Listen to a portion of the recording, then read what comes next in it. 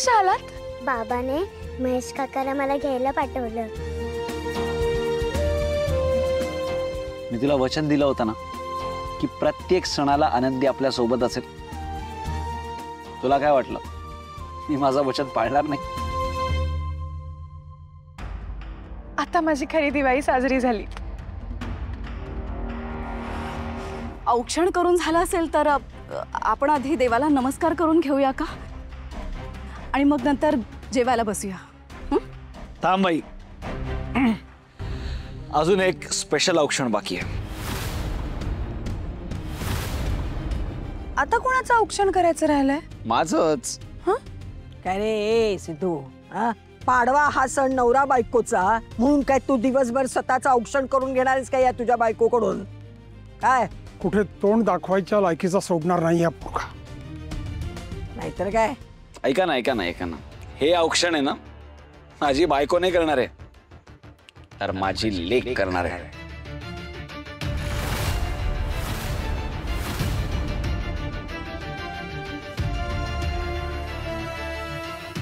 ए गुंड्या, करणार ना माझं औक्षण? हो का नाही?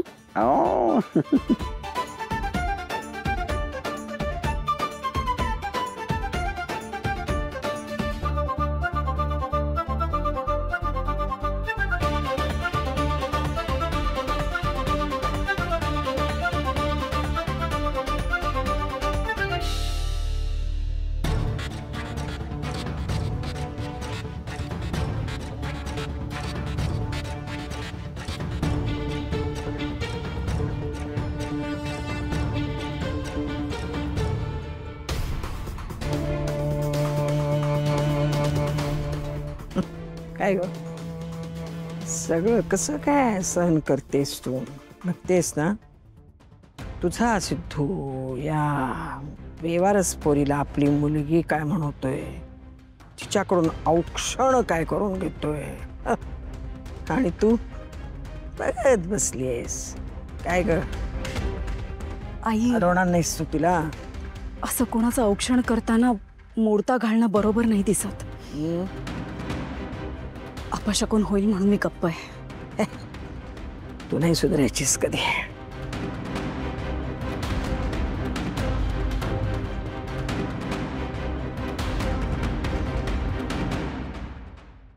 हे आपल्या गुंड्याचं gift.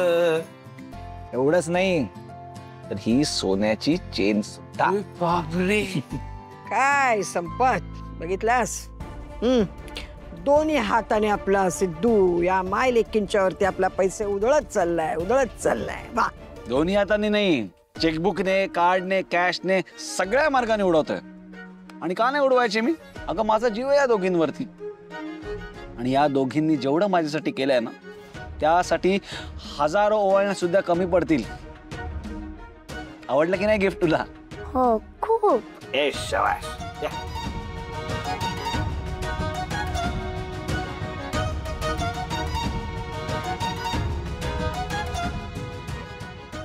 Wow wow wow wow wow.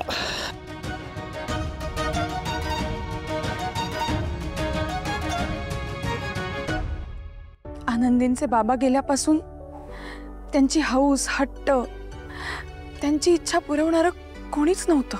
मी फक्त त्यांचा सांभाळ करत होते. पण आज खऱ्या अर्थानं तुम्ही त्यांच्या बाबांची कमतरता पूर्ण केली. अहो, मला फक्त इथून वाटतं ना म्हणून करतो मी सगळं, अगदी नाही.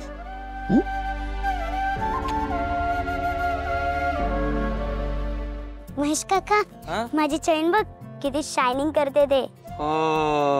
आनंदी, तू यात आनंदी नाहीस?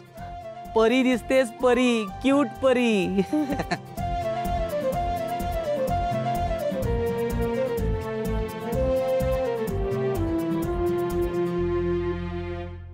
ही मुलगी घरात आल्यामुळे सिद्धू आणि भावनाची दिवाळी साजरी झाली असेल, पण ही छोटी पोरगी माझं दिवाळी साजरं करणार असं दिसतंय.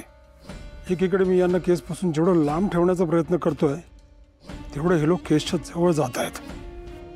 या आजोबांच्या मिशा अजून लांब झाल्यात का? इथं थांबण्यातच काही अर्थ नाही. चल गा नीलांबरी, जरा पाय चेपून दे माझे. ये.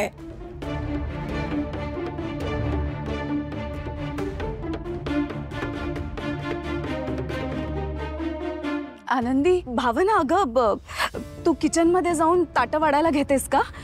सगळ्यांना भूक लागली आहे ना. हो आलेच.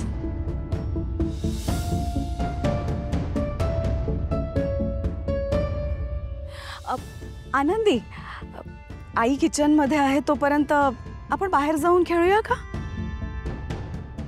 मस्त आयडिया आहे गुंड्या. जा आजी बरोबर जाऊन खेळ. हा सिद्धू आणि भावनामधून हा अडथळा दूर करण्यासाठी आता मला या बेवारस मुलीशी चांगलंच वागावं लागणार आहे.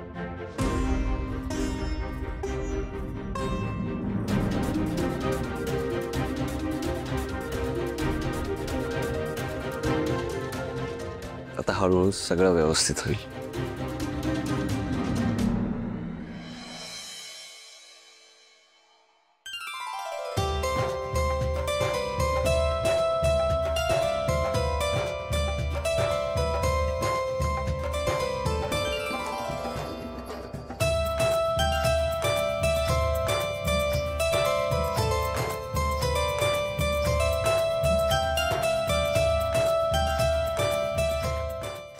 सिद्धिराज, अहो कधी केली तुम्ही ही सगळी तयारी? मला कळलंही नाही. कसं आहे ना, मला तुमच्या दोघांच्या चेहऱ्यावरचा आनंद पाहायचा असतो ना, मग अशी गुपचूप कामं करावीच लागतात. हो काय गुंड्या, अजून फोडायचे की नाही फटाके? हो. काय फोडायचं? अनार. चलो. बरं, पण सगळं जरा करताना सावकाश हा, सांभाळून करायचं. नक्कीच. जा.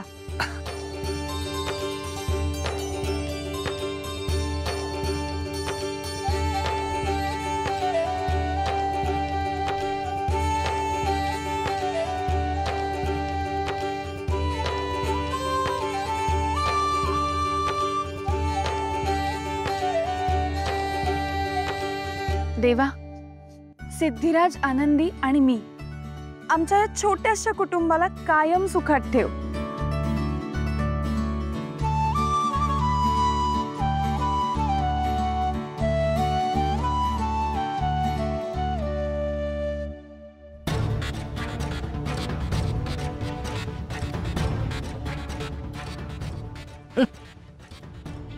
बघितलंस? अरे संपत, बघतोयस ना, काळे पाटीलांच्या दिवाळीला धाब्यावरती बसून स्वतःच्या बायकोची आणि या अनोरस पोरीची दिवाळी साजरा करतोय. नाही संपत, त्या बायकोनं तर ह्याला मुठीत घेतलेलंच आहे. अरे तिला जसं हवं ना तसंच ती घडवती आपल्या घरात.